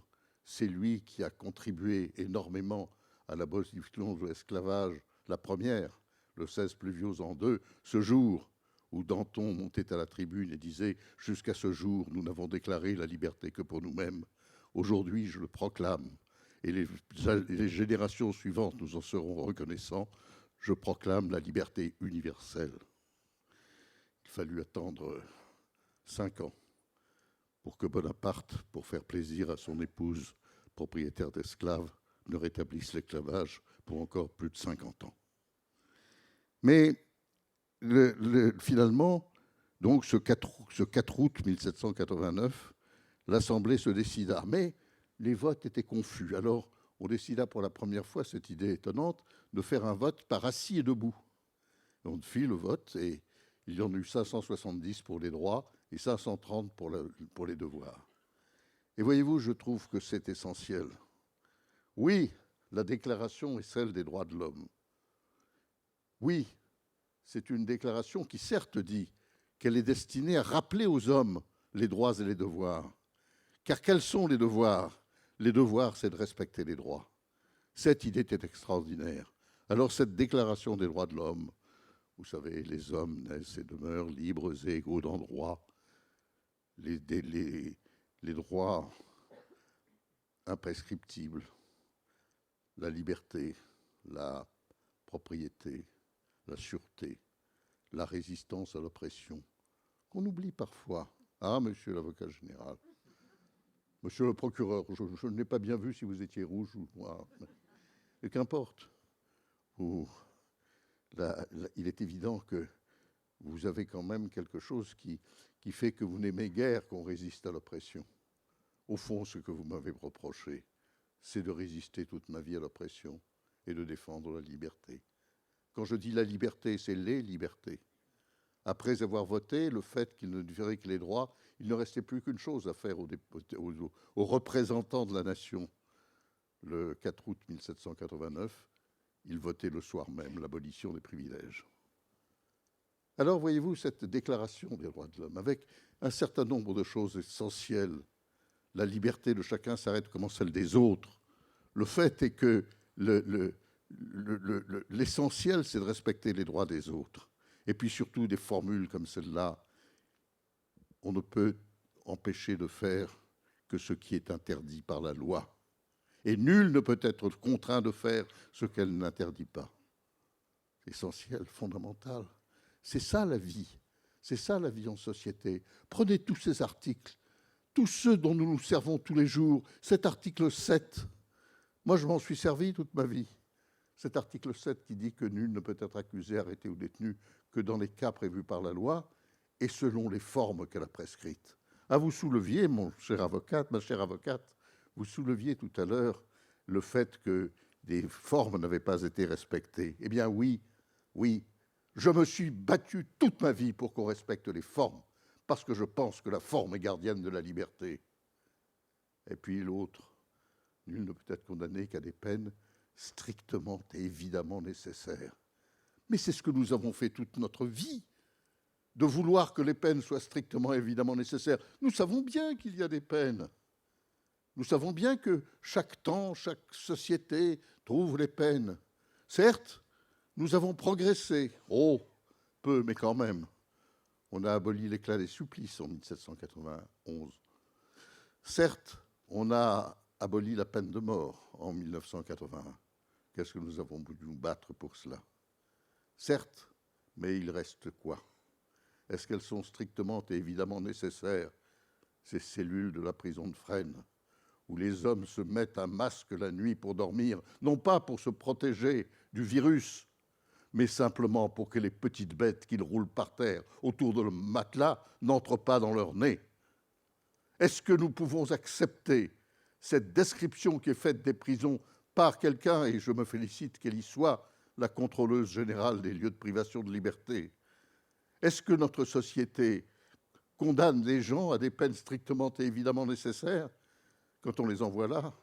Et nous savons bien que le problème, à un moment où la situation de la délinquance ne nécessite pas cette augmentation, où rien ne justifie que la détention provisoire s'augmente, que rien ne justifie que certaines prisons soient remplies à 200% pour des gens qui feront finalement quelques mois de prison. Rien n'exige tout cela. Ces peines ne sont pas nécessaires, même si les peines sont nécessaires, même si je n'ai jamais dit autre chose. Je ne crois pas à une société qui abolira les peines. Oh, on verra ça peut-être un jour. Mais il faudrait aussi abolir la délinquance. Il faudrait faire quoi? Non. Mais je dis que les peines ne sont pas nécessaires et que nous avons actuellement 73 000 personnes qui pourrissent dans nos prisons alors qu'il n'y a que 60 000 places. Peine strictement et évidemment nécessaire. La présomption d'innocence. Ça, voulez-vous, je n'en parlerai pas ce soir. Pourquoi? Parce que toute ma vie, j'ai rencontré des lieux de débat où les choses devenaient un peu fausses, où les gens s'accusaient mutuellement de dire des choses scandaleuses. Et aujourd'hui, le problème de la présomption d'innocence, tout le monde affirme qu'elle existe, bien sûr, mais en même temps qu'il y a à côté une présomption de crédibilité, par exemple, qui serait plus forte que la présomption d'innocence, mais en même temps, bon, bien. Donc je n'en parlerai pas. Chacun comprend et chacun sait ce que ça veut dire. C'est toutes les affaires où nous plaidons. Et combien de fois ai-je plaidé l'acquittement d'un client qui était accusé, monsieur l'avocat général, par votre parquet? Combien de fois dans la vie ai-je eu affaire à des discours enflammés de procureurs qui estimaient avoir les preuves qu'il fallait condamner? 6 fois dans ma vie, je me suis battu contre un procureur qui prétendait que mon client méritait la peine de mort. 6 fois, mon client n'a pas été condamné. Mais voyez-vous, être avocat, c'est aussi savoir cela. Pour bien comprendre ce qu'est un avocat, il faut s'imaginer qu'on a pu, à certains moments, défendre des gens qui risquaient la peine de mort et voir celui qui est dans le box et savoir qu'on va le couper en deux, comme dit Robert Badinter, et savoir qu'il y a là, effectivement, vous rappeliez cette phrase de Madame Cochard, qui était présidente du tribunal de grande instance de Paris, effectivement, et qui disait « juger un dossier, c'est juger un dossier à travers le visage ». Et c'est vrai, il y avait un visage. Et on se disait, on va le condamner à mort. C'est strictement, évidemment nécessaire. Comment a-t-on pu dire ça pendant des centaines d'années? Non. Alors oui, je suis un gauchiste, vous avez raison. Je suis un gauchiste parce que je crois que c'est ça le gauchiste. D'ailleurs, à un moment, on m'appelait l'avocat des gauchistes. Bon, j'avais raison de dire que j'ai défendu un certain nombre de personnes qui n'étaient pas forcément gauchistes, mais dont j'estimais peut-être qu'elles n'étaient pas aussi coupables qu'on le disait. Mais ceci étant, j'ai une histoire que je racontais déjà. J'étais devenu très spécialiste des questions agricoles. Je défendais les paysans qui avaient, au moment où j'écrivais d'ailleurs, je voyais que les luttes étaient toujours les mêmes, des paysans qui étaient ruinés par la pratique de l'intégration agriculture, et en particulier par le fait que les coopératives se comportaient comme les entreprises privées. Et j'avais lancé une notion, qui d'ailleurs a fait plier quelques cours d'appel à l'époque, sur le fait que le droit économique prévalait sur un certain nombre d'autres droits et sur le droit civil du contrat de coopération. Vous voyez, ça nécessite un certain nombre de travail qui n'est pas forcément, qui se fait un peu le soir à la lumière.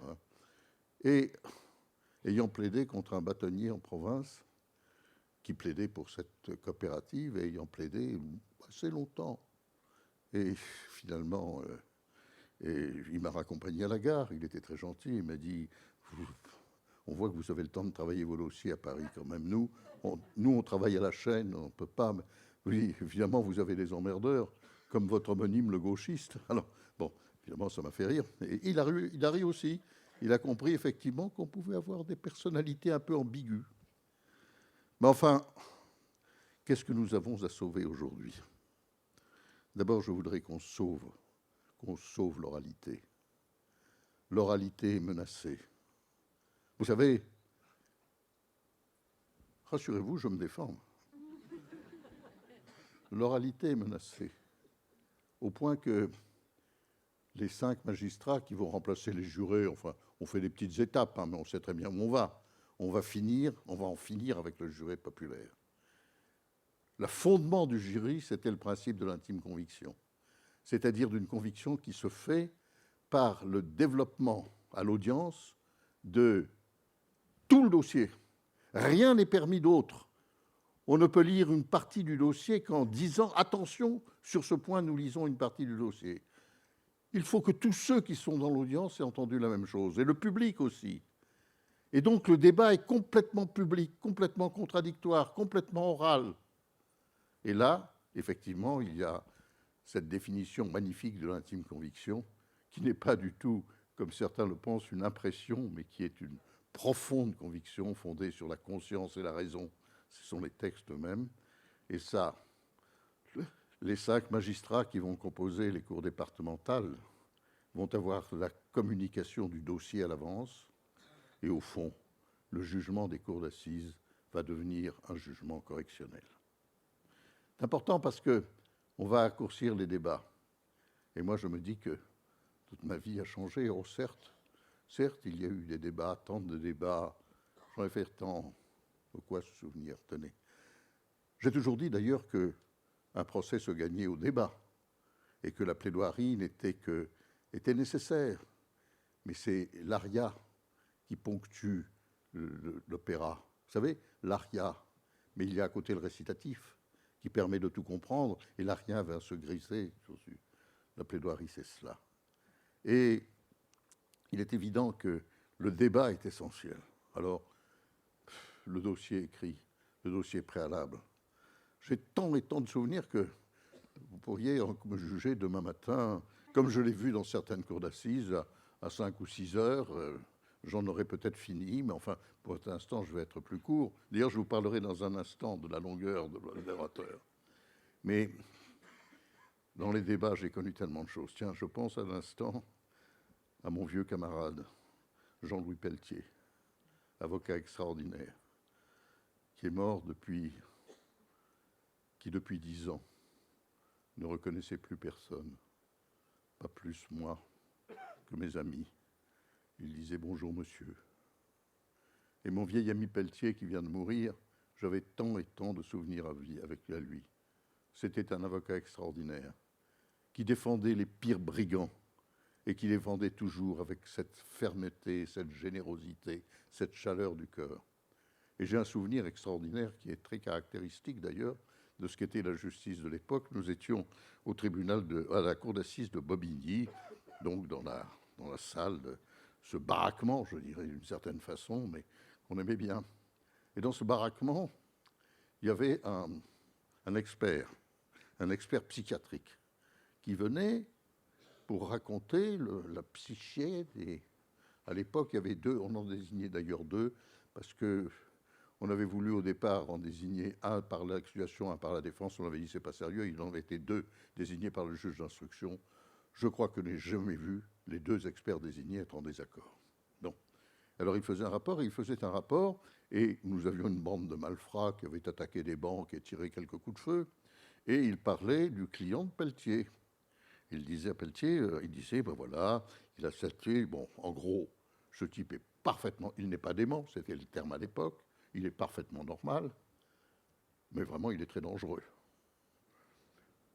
Il est évident qu'il va recommencer. Bon, c'était parfait. Alors, il lisait, alors, au fur et à mesure, moi, je lisais à côté le rapport sur mon client, car il allait après aborder mon client. Et je pousse Pelletier du coude, et je lui dis, écoute, Jean-Louis, il s'est gouré de bonhomme, il parle du mien. Il parle du mien. Il ne me dit pas du tout. Il m'a montré le rapport sur le sien que je n'avais pas lu. Exactement les mêmes choses. Les mêmes mots, les mêmes articulations, les mêmes conclusions, toutes les mêmes analyses. C'est tout juste si la vie n'était pas identique. Certes, les noms étaient changés, mais à part ça, il n'y avait rien. Et donc, nous avons, Jean-Louis et moi, partagé un grand moment de joie en racontant, en faisant, évidemment, en piégeant les experts, parce que le 3e, c'était pareil aussi. Évidemment, tout le monde rigolait, dont les jurés. Et vous savez, les jurés qui rient, c'est un bon signe. Alors, le drame, c'est d'être trop long. Vous savez, quand quand en 1670, on a supprimé les avocats, Louis XIV avait déjà commencé d'ailleurs avec le procès Fouquet, il ne voulait pas d'avocat, il avait d'ailleurs pas tout à fait gagné son procès, parce qu'il y avait un magistrat qui s'appelait d'Ormesson, qui était un type formidable, mais il l'avait condamné en définitive à la détention à vie.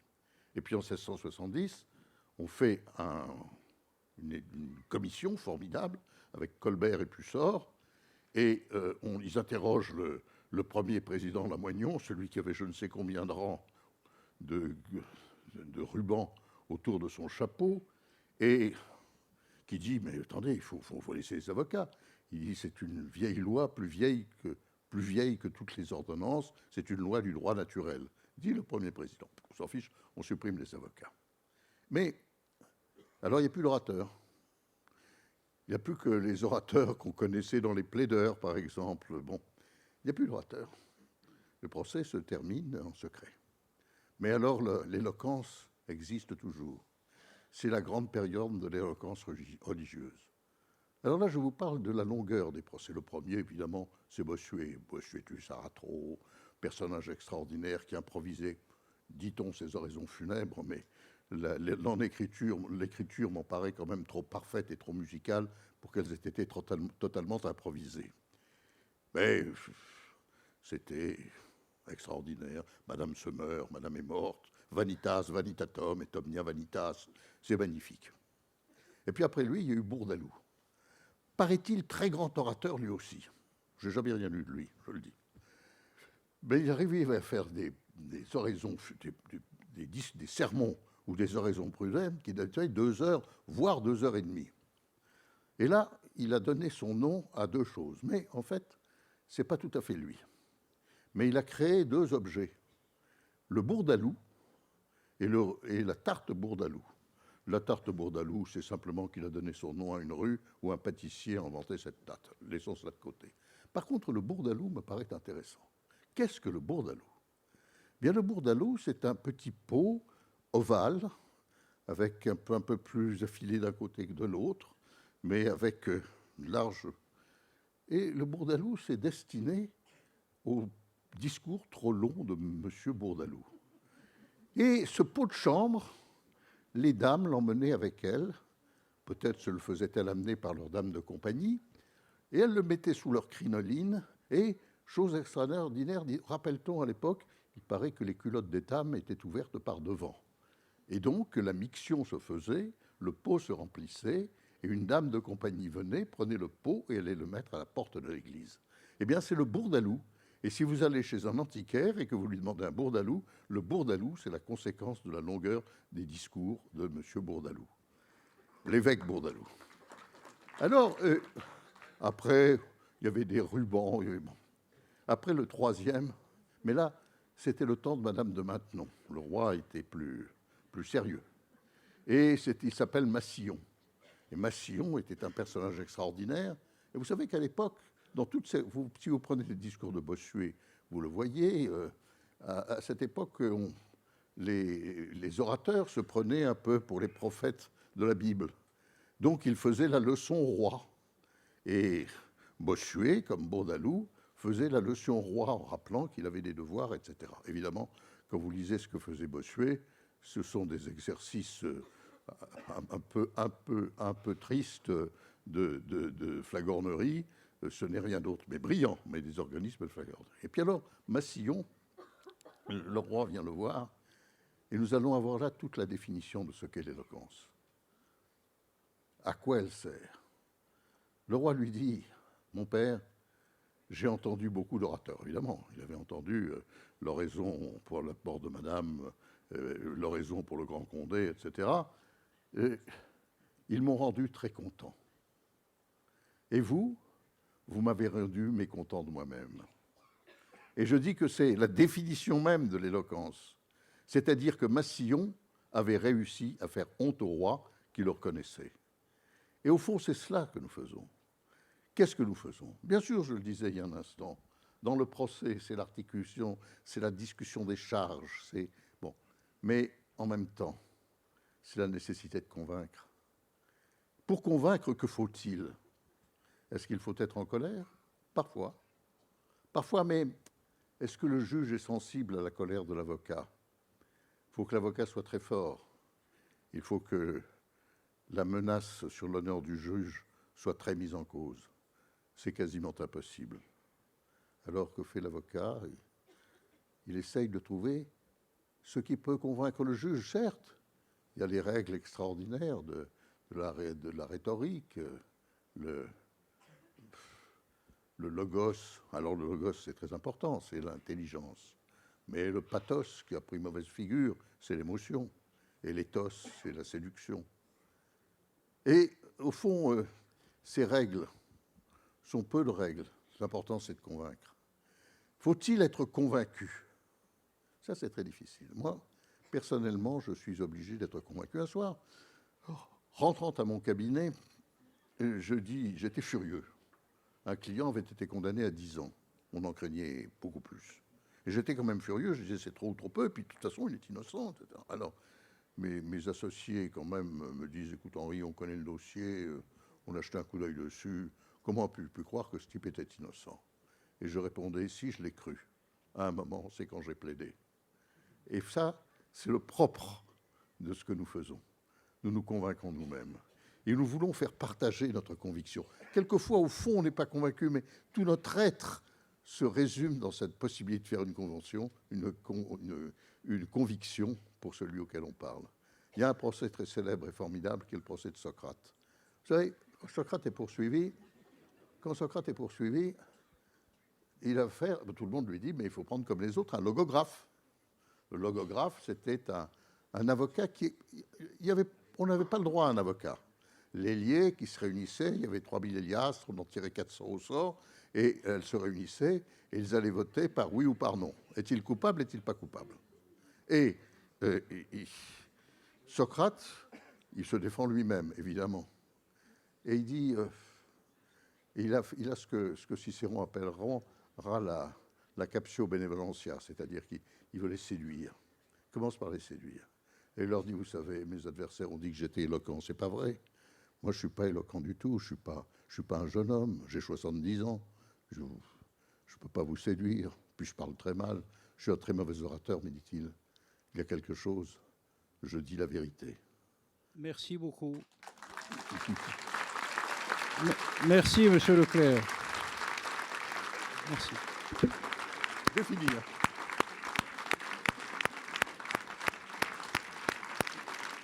Merci infiniment.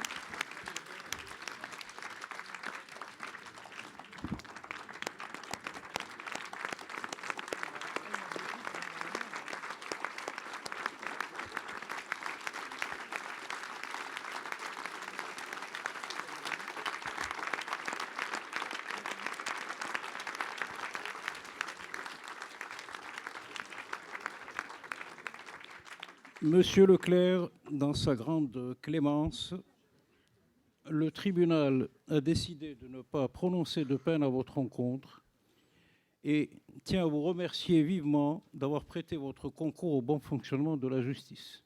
Merci beaucoup.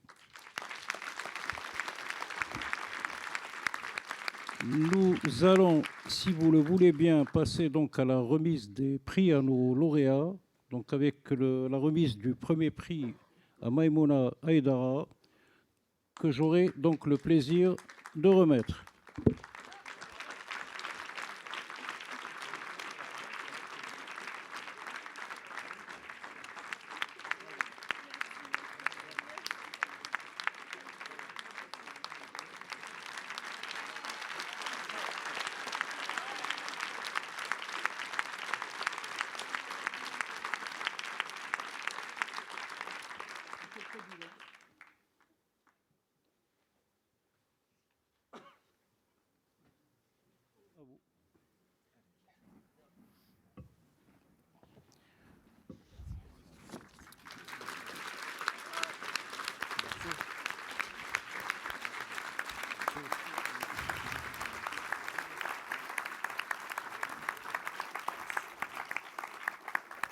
Monsieur le procureur de la République, pour la remise du troisième prix à Guillaume Arnaud.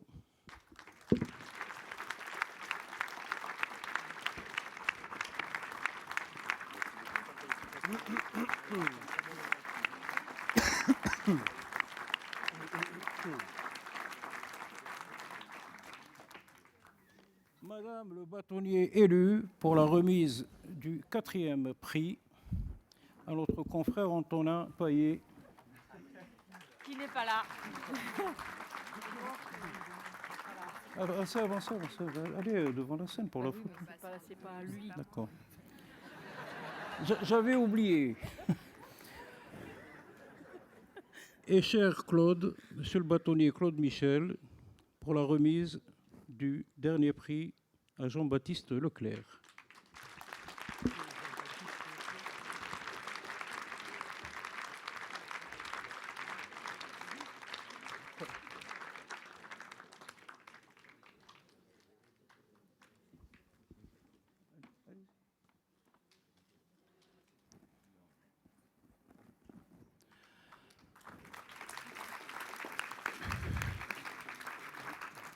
Avant de déclarer close cette rentrée solennelle, je vous demande d'accueillir et d'applaudir notre bâtonnier élu, Madame le bâtonnier, Stéphanie Chabotti.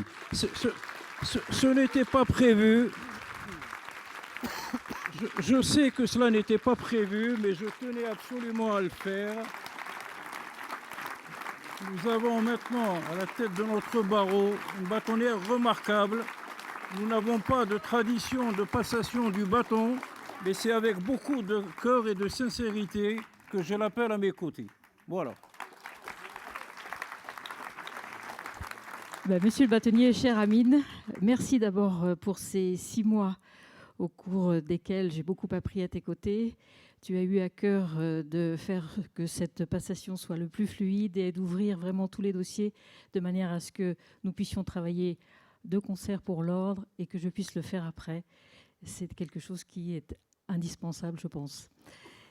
Il me manquera quelque chose d'important pour être à ta hauteur. C'est ta moustache. Merci beaucoup.